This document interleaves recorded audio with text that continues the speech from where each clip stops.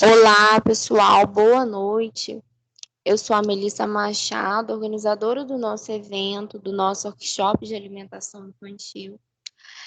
Hoje a gente está dando início ao nosso primeiro dia de evento, né? Eu gostaria muito, né, de agradecer, primeiramente, por todos que estão aqui presentes, pelo interesse, pela participação em nosso evento. Eu espero muito que seja de grande valia para vocês, que acrescente, que agregue muito conhecimento, muitos aprendizados, que vocês consigam levar, né, por toda a vida de vocês.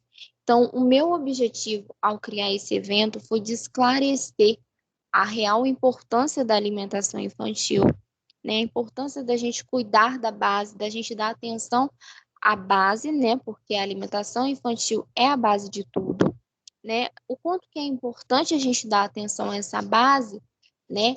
Para que a gente evite repercussões futuras negativas na vida da criança. Então, é muito importante, né? Desde o aleitamento materno, né? Então, esse é o tema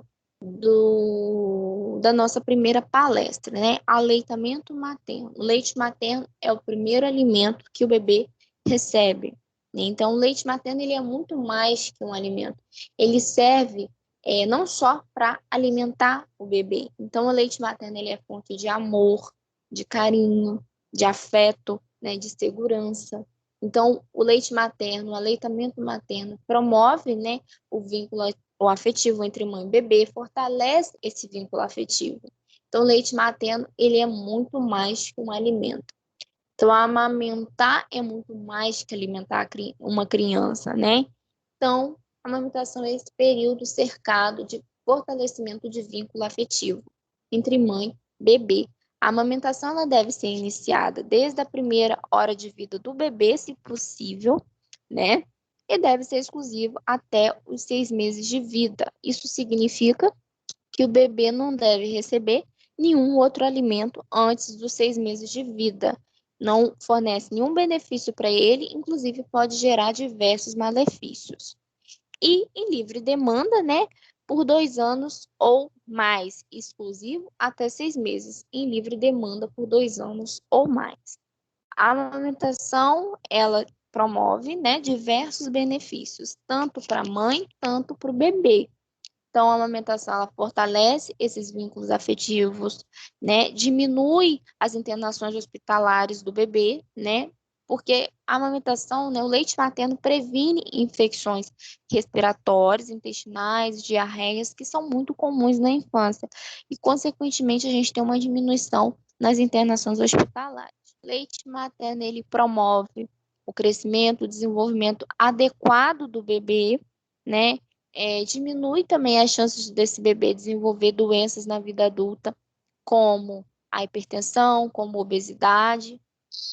Trata bem a saúde da mulher, previne câncer de útero, câncer de ovário, né? O leite materno também ele é econômico, né? É muito mais barato amamentar com leite materno do que com fórmulas infantis. E o leite materno, né? O aleitamento materno faz bem ao planeta. São poucas as condições em que a mulher não pode amamentar, em que é contraindicada a amamentação. As mães que são portadoras pelo vírus do HIV, do vírus do HTLV1, HTLV2, que são tipos de rotavírus, né? Quando a mãe ela faz uso de medicamentos, por exemplo, no tratamento de câncer, né, na quimioterapia, aquelas mães que fazem uso regular, frequente de álcool, né, de drogas ilícitas, e aqueles bebês que têm galactosemia, né, que é um distúrbio do organismo do bebê, né, que tem a deficiência de enzimas que são responsáveis por metabolizar a galactose presente no leite materno. Então, o aleitamento materno, ele é contraindicado. Aqui a gente vai começar a falar sobre mitos e crenças da amamentação. Então, a gente observa que cada vez mais a sociedade, né, cria novos mitos, né, novos pensamentos desnecessários e equivocados a respeito da amamentação. E são totalmente desnecessários, né? E que, inclusive, podem comprometer o sucesso da amamentação. Então, a gente vai começar falando do mito do leite fraco, né? Que é o principal. Não existe leite materno fraco. Leite materno, ele sempre será um alimento completo e nutritivo para o bebê. Sempre vai ser um alimento que fornece tudo que o bebê precisa, né? É um alimento único, insubstituível. Então, não existe leite fraco. Alguns estudos científicos mostram até que até nas mães desnutridas, né, o leite materno ele continuou sendo nutritivo para o bebê, continua sendo nutritivo, fornecendo tudo que o bebê precisa. Então, não existe leite materno fraco. O leite sempre será um alimento nutritivo, o melhor alimento para o bebê.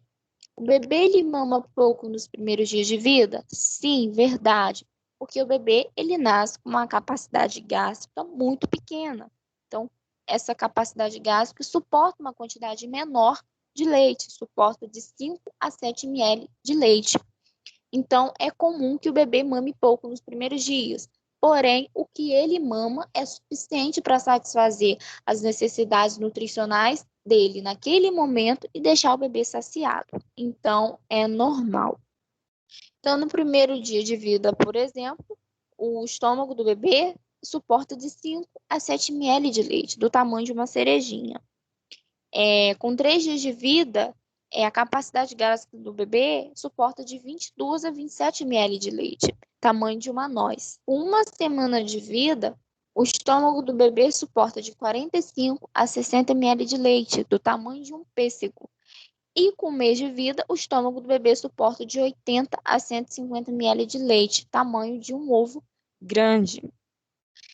Ou seja, quanto mais, conforme esse bebê ele vai crescendo, ele vai se desenvolvendo, a sua capacidade gástrica vai aumentando e, consequentemente, suportando uma quantidade maior de leite. Chupetas e mamadeiras podem atrapalhar a alimentação? Verdade, né? Então, quando outros tipos de bicos que não sejam o mamilo são ofertados para o bebê, são apresentados para o bebê, isso gera confusão de bicos, porque o bebê ele desaprende a fazer sucção, né? O bebê desaprende a fazer sucção no seio, porque a sucção que ele faz no seio é totalmente diferente da sucção que ele faz em bicos artificiais, mamadeiras e chupetas. Então, ele desaprende a fazer sucção no seio, isso gera confusão de bico. Então, é quando o bebê é colocado no seio e ele fica muito irritado, ele não aceita, né? Ele rejeita, ou ele só aceita se estiver dormindo, ele chora. São sinais de que o bebê está tendo confusão de bico. E favorece, né, o desmame precoce, porque o bebê desaprende a fazer sucção no seio. Além do mais, a chupeta dificulta os estímulos de deglutição e de respiração do bebê. Além também, né, dos problemas na arcada dentária que essas chupetas podem acabar desenvolvendo. O bebê em aleitamento materno exclusivo não necessita de água? Verdade. O leite materno ele já fornece toda a hidratação que o bebê precisa, até porque grande parte da composição do leite materno é composta por água, então já fornece a hidratação que o bebê precisa. Então, a introdução de água deve ser feita a partir da introdução alimentar, com 6 meses. Então, começou a introdução de novos alimentos, comece ofertando água para matar a sede do bebê. O colostro é adequado para a criança? Verdade. A coloração amarelada do colostro é normal. Isso se deve porque é um leite rico em proteínas e rico em anticorpos, que fornece a prevenção, né, de infecções no bebê, infecções respiratórias, intestinais, né, diarreias. Então, é um leite muito rico, né, em anticorpos. É como se fosse uma vacina para o bebê, é um leite importantíssimo que deve ser ofertado para o bebê, né? A amamentação, ela é dolorosa? Mito. A amamentação não tem que ser dolorosa. Se a amamentação, ela está sendo dolorosa, é porque existe alguma dificuldade da mãe ou do bebê em relação à pega, né? Ou à sucção, o bebê não sabe fazer a pega correta, está tendo uma pega inadequada, porque na sucção o bebê ele tem que abocanhar toda a areola. E aí, às vezes, esse bebê ele não está fazendo essa pega corretamente, né? E isso acaba gerando dor e causando essas fissuras. E aí, a amamentação ela acaba sendo dolorosa, mas a amamentação não tem que ser dolorosa, né? Se a gente está fazendo todo o manejo corretamente, o bebê tendo a pega correta, essa amamentação não será dolorosa. O leite materno ele pode ser substituído pelo leite de vaca? Mito. O leite materno ele é um alimento insubstituível. Nada substitui o leite materno. O leite materno ele possui uma composição única, que nunca deverá ser substituído. Então, o leite materno ele é riquíssimo em anticorpos, que previne as infecções respiratórias, intestinais, diarreias no bebê, diferentemente do leite de vaca, que não tem a presença desses anticorpos, né, que possuem no leite materno, além de ser um leite de difícil digestão, que pode acabar desenvolvendo alergias alimentares, né, nos bebês. E na impossibilidade do aleitamento materno, esse bebê deve receber fórmulas infantis e não leite de vaca.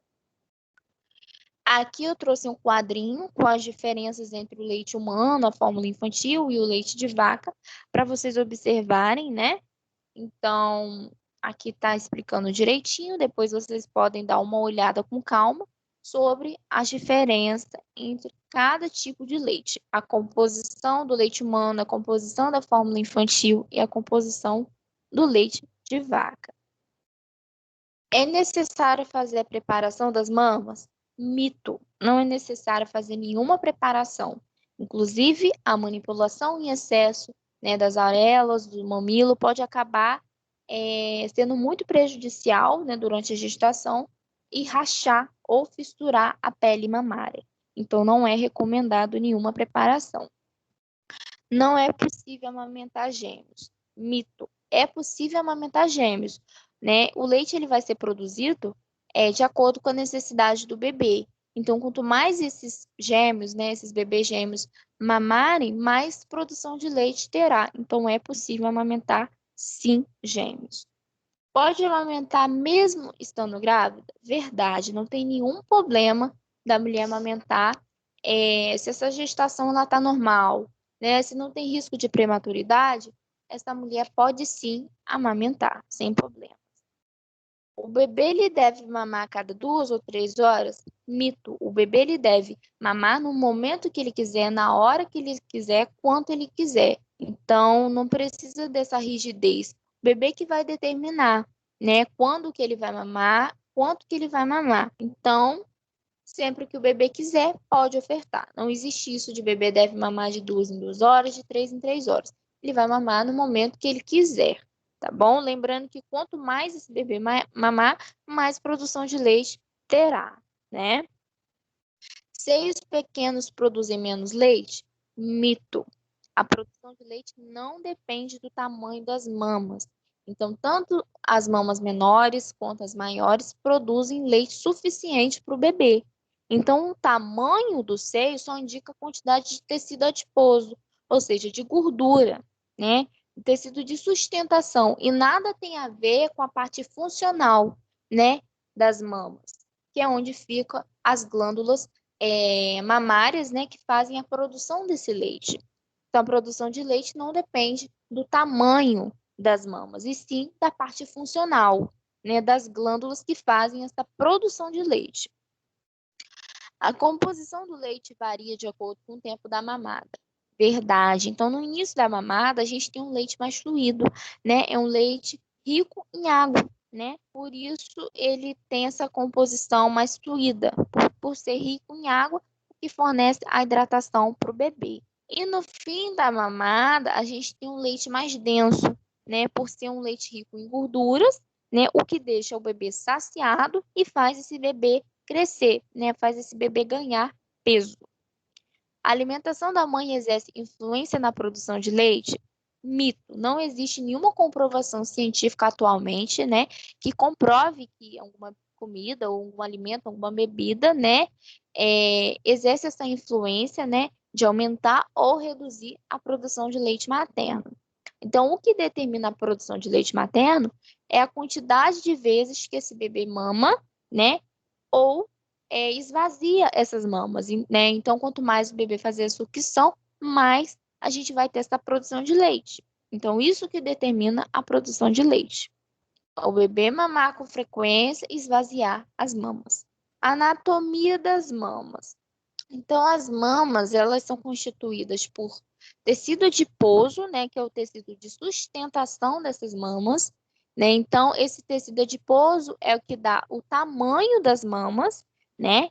E a gente tem a parte funcional das mamas, que é onde se concentra as glândulas mamárias, né? Que fazem a produção do leite. Então, a gente tem os lóbulos, né, que são as glândulas que fazem a produção do leite. Depois que esse leite é produzido, esse leite ele é transportado para os seios lactíferos por meio dos ductos lactíferos, né, que são tubos, né, como vocês podem ver que as setinhas são tubos que vão encaminhar esse leite dos lóbulos até os seios lactíferos, para quando o bebê fazer sucção na areola, esse leite ser ejetado.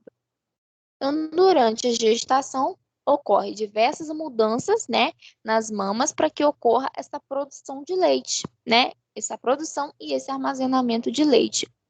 Então, entre a quinta e a oitava semana de gestação, ocorre o aumento da pigmentação, né, dos areolos, dos mamilos, ocorre a dilatação das veias da superfície para que ocorra todo esse processo de produção de leite, né, e preparação das mamas para lactação. Então, aqui a gente vai começar falando da fisiologia da lactação. Então, a lactação é o processo que vai ocorrer a produção do leite, né? E essa produção do leite, a gente costuma dividir em 3 fases, que é a lactogênese 1, a lactogênese 2 e a galactopoiese. Então, na lactogênese 1, os hormônios, né, presentes na placenta, né, inibe a ação da prolactina, né, que é o hormônio que faz a produção do leite. Então, durante a gestação, a prolactina ela fica antagonizada, ela fica inibida. Então, não existe produção de leite, né, na gestação por conta disso, porque a prolactina ela fica inibida, né, devido à presença dos hormônios que estão presentes na placenta. Então, a partir da 20ª semana, a mama ela já é capaz de produzir uma pequena quantidade do pré-colostro, né? Mas esses hormônios que estão na placenta inibem a ação da prolactina. Depois que o bebê nasce e essa placenta é liberada, esses hormônios, né, que atuavam na placenta, eles diminuem e ocorre uma elevação da prolactina, né? Uma elevação muito rápida da prolactina no sangue da mãe, o que faz, o que induz, né, essa síntese de leite e produção do colostro. Na lactogênese 2, ocorre a descida do leite, né, o que a gente chama de apojadura, né? E aí o volume da produção de leite vai depender da demanda. Então, quanto mais o bebê fazer sucção, mais produção de leite terá, né? Então, a sucção, ela estimula, né, as terminações nervosas que estão presentes no mamilo, na areola, e essas terminações nervosas, elas emitem, né, impulsos lá para o hipotálamo, né, que fica localizado no sistema nervoso central, e o hipotálamo ele vai estimular a hipófise posterior, né, a secretar a ocitocina e a hipófise anterior a liberar a prolactina. E aí essa prolactina ela vai ser encaminhada lá para os alvéolos, né, as glândulas mamárias e fazer estimular, né, essa produção de leite. E a galactopoiese, ela vai depender, né, do estímulo da sucção, né? Então, para que a gente continue tendo essa produção do leite, tem que ter o estímulo da sucção. E aí, quando a gente tem a ausência desse estímulo da sucção, isso afeta diretamente a produção da prolactina, né, do hormônio prolactina e, consequentemente, a produção do leite. Então, aqui eu trouxe para vocês a fisiologia da lactação, os hormônios que atuam na fisiologia da lactação, que é a prolactina e a ocitocina. A prolactina, o hormônio que faz a produção do leite. a ocitocina, o hormônio que faz a descida do leite, a ejeção do leite. Então, aqui na imagem é possível observar quando o bebê faz a sucção, as terminações nervosas que estão presentes na mama e no mamilo emite impulsos lá para o sistema nervoso central, né, lá para o hipotálamo, e o hipotálamo ele vai estimular a hipófise anterior a fazer essa liberação da prolactina, né, que fará, que será encaminhada até os alvéolos, né, até as glândulas mamárias, para que aconteça essa produção de leite.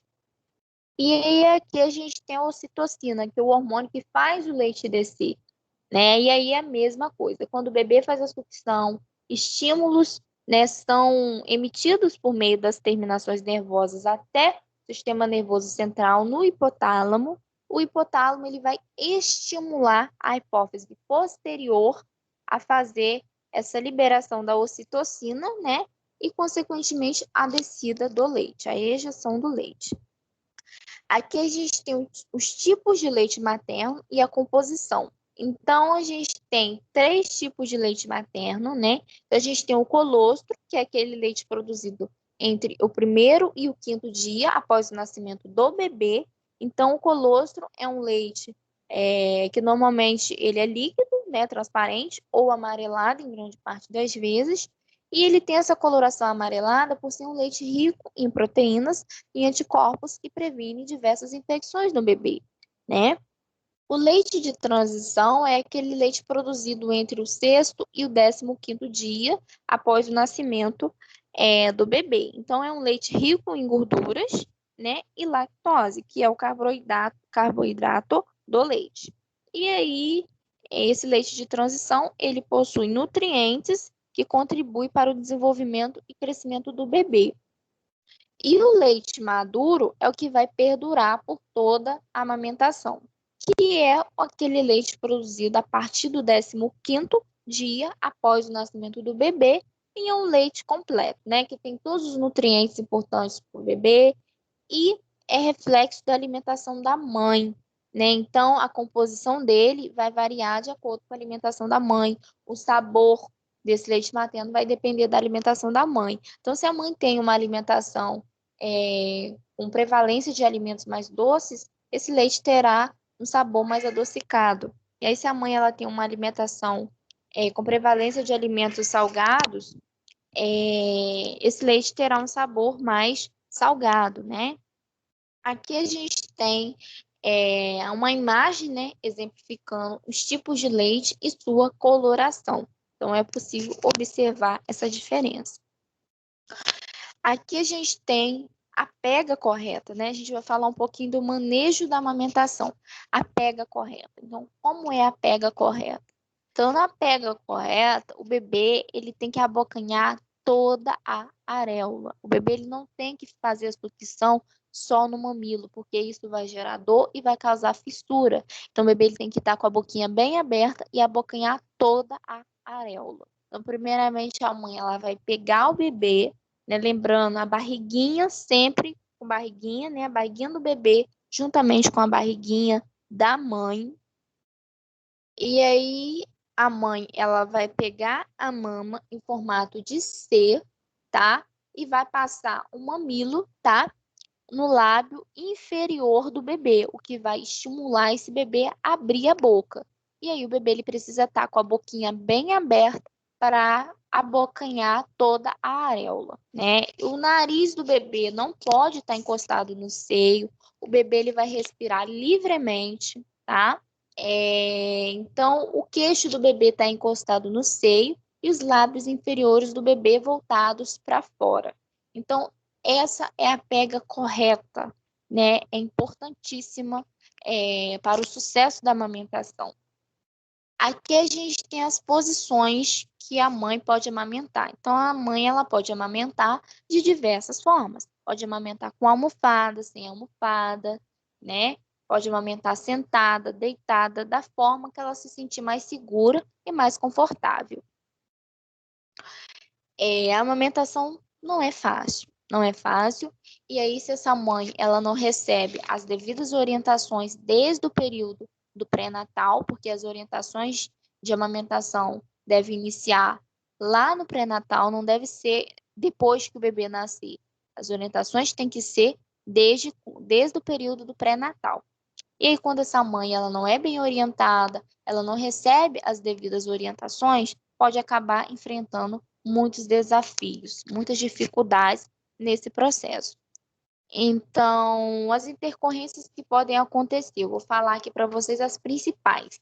Então, primeiramente, é as fissuras, né? Então, a principal causa da fissura é a pega incorreta do bebê, né? Quando o bebê não sabe fazer a pega correta, o bebê só faz, ele só fica sugando, né? Fazendo a sucção no mamilo, né? E isso gera dor e, consequentemente, o surgimento de fissuras.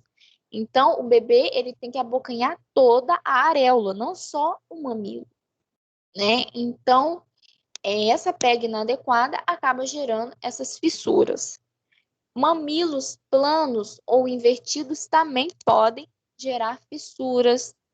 Quando o bebê ele tem problemas na sucção, como a presença do freno lingual, né? Curto, a língua presa, pode gerar essas fissuras. Aquele bebê que fica muito tempo sugando o peito, mesmo sem retirar o leite, ele fica sugando, sugando, sugando, após as mamadas, sem tirar leite, né? E o uso impróprio de bombas também na extração de leite pode causar essas fissuras. As dificuldades na sucção. Quando o bebê não suga, né, o bebê resiste ao peito, ele chora, né, ele fica irritado. Normalmente essa dificuldade está associada ao uso de bico e mamadeira e chupeta, né, porque o bebê ele desaprende a fazer sucção no seio, né, e aí ele fica muito irritado, ele chora, ele rejeita, ele não aceita, né. Mamas também muito grande, muito cheia ou empedrada, né? Também pode gerar essas dificuldades na sucção do bebê, né? E bebês também com freno lingual, né? A língua presa, dependendo do grau, também pode dificultar a sucção. Mamilos planos ou invertidos, eles podem dificultar a amamentação, mas não necessariamente vai impedir a amamentação, né? Porque a criança, o bebê, ele não abocanha só o mamilo, ele abocanha toda a areola. Então, esses mamilos planos ou invertidos podem dificultar, mas não necessariamente impedir, tá? A demora na descida do leite. Então, em algumas mulheres pode ocorrer essa demora na descida do leite. Mas por que que isso pode acontecer? Quando essa mulher ela está muito estressada, ela está muito nervosa, ela está muito preocupada, isso pode dificultar a descida do leite, né? Situações como estresse, né, dúvida, preocupação, inibe, né, o reflexo da ocitocina. Então, existem fatores que ajudam na descida do leite e fatores que dificultam a descida desse leite, né?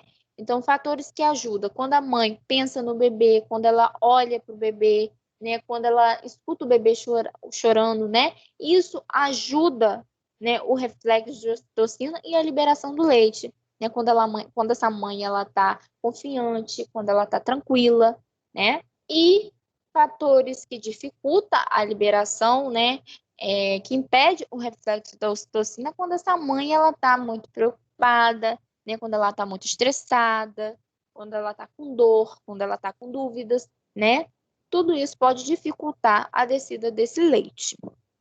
As cesarianas programadas também têm sido apontadas, né, como um fator associado a essa demora na descida do leite, né, por questões mesmo, fatores hormonais, né, e também por dificultar a amamentação na primeira hora de vida. Outra intercorrência também que pode acontecer é o bloqueio dos ductos lactíferos. Então, os ductos lactíferos são aqueles ductos que vão encaminhar, né, esse leite que foi produzido lá nos lóbulos para os seios lactíferos. E aí, em algumas situações, eles podem ficar bloqueados. Então, pode ocorrer quando essa mama ela não está sendo esvaziada adequadamente. Quando existe pressão no local, por exemplo, que tinha muito apertado, né? Pode ser causado também como consequência do uso de cremes nos mamilos, o que pode acabar obstruindo esses poros, fazem a saída do leite, né? E normalmente tem a presença de muitos caroços localizados, sensíveis, dolorosos. Normalmente são acompanhados de dor, vermelhidão e calor nessa área afetada. Outra intercorrência que pode acontecer é um engurgitamento mamário, que acontece quando a mama produz mais leite do que o bebê consegue mamar, né? Então a mama ela fica muito endurecida, com muitos caroços, né? Então quando a mãe ela tá com a mama cheia antes de o bebê mamar, é normal, né? Não requer nenhum tratamento, porque é normal, né? Porque teve a produção do leite, o bebê ele vai mamar e vai esvaziar a mama, né? Então, em situações mais graves, essas mamas, né, com engurgitamento mamário, elas podem ficar bastante doloridas, inchadas, com a pele avermelhada, né, e até provocar febre e mal-estar na mulher. E outra intercorrência que também pode acontecer na lactação é a mastite. A mastite é a inflamação da mama. E essa inflamação ela pode progredir ou não para uma infecção. Então, na mastite, como vocês podem ver aqui na imagem, uma parte da mama ela fica inchada, fica avermelhada, fica dolorida, né? E o que costuma causar muitas dores no corpo, febre e mal. Então, a mastite ela pode acontecer quando o leite ele fica muito tempo parado no peito, ou também através de rachadura no mamilo, né? As fissuras no mamilo, que funciona, né, como uma porta de entrada para as bactérias. E aí pode acabar gerando uma infecção também. É a questão da baixa produção do leite. Então, a maior parte das mulheres consegue produzir leite em quantidade suficiente para o bebê. Desde que o bebê ele mame com frequência, né? Desde que o bebê ele esvazie as mamas, né, com frequência e mame várias vezes ao dia, tudo isso garante, né, a produção do leite. Então, o bebê ficar alguns dias sem fazer cocô, o bebê chorar, não significa que a mãe não está produzindo leite suficiente, né? Então, se o bebê ele é ativo, ele responde a estímulo, se o bebê ele está crescendo, ele está se desenvolvendo adequadamente, se ele urina várias vezes ao dia, significa que o leite está sendo suficiente, né? Significa que não há problema com a quantidade de leite que está sendo produzido pela mulher, né? Então, esse leite ele está sendo suficiente, desde que o bebê ele responde a estímulos, ele é ativo, ele está crescendo, né? Ele está se desenvolvendo adequadamente e urinando várias vezes ao dia, no mínimo 6 vezes ao dia. A confusão de bicos. Então, a confusão de bico acontece quando outros tipos de bicos, né, são apresentados para o bebê. E aí o bebê acaba desaprendendo a fazer a sucção no seio, o que favorece o desmame precoce.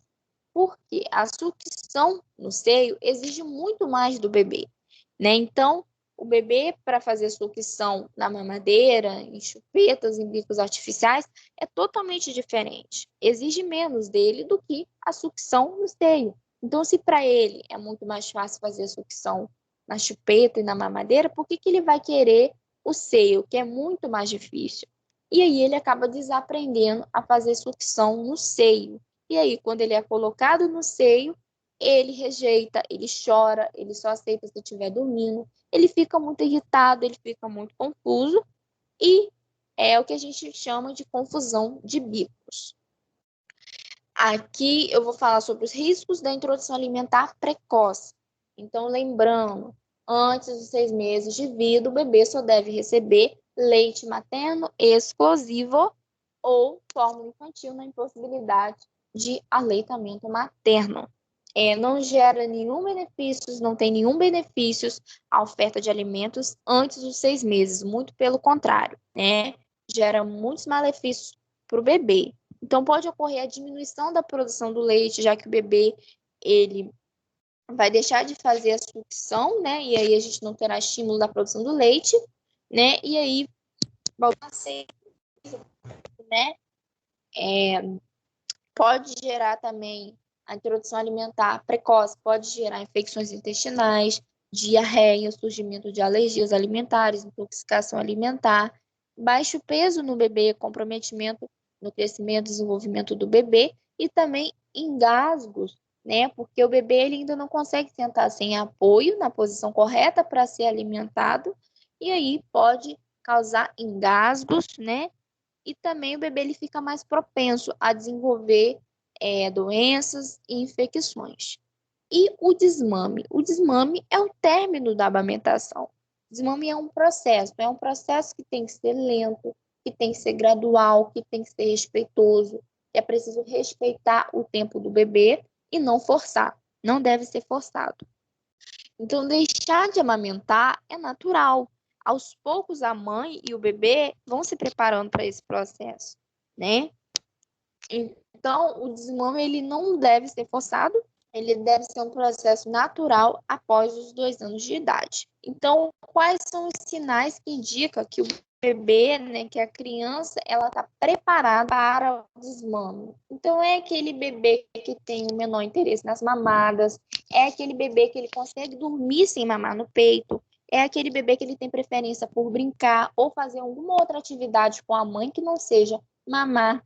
É aquele bebê que tem uma segurança na relação com a mãe, né? Ele aceita diversos alimentos, ele se conforma em não ser amamentado em certos locais, né? É aquele bebê que aceita outras formas de consolo que não seja o peito, né? Então são sinais que indicam que esse bebê ele está preparado para o desmame. Então, o que não deve ser feito no desmame? Então, o processo tem que ser lento, tem que ser gradual, tem que ser respeitoso, né? Tem que ter paciência e compreensão. Então, utilizar métodos, né, como finalidade de alterar o sabor do leite, né, e fazer com que a criança rejeite o seio e não queira mais aceitar, como colocar sal, colocar pimenta ou qualquer outro alimento, né, produto que tenha um sabor desagradável, até mesmo fazer curativos, né, para que o bebê rejeite o seio. Isso não deve ser feito. Tem que ser um processo lento, um processo respeitoso, sempre respeitando o tempo do bebê, tá bom?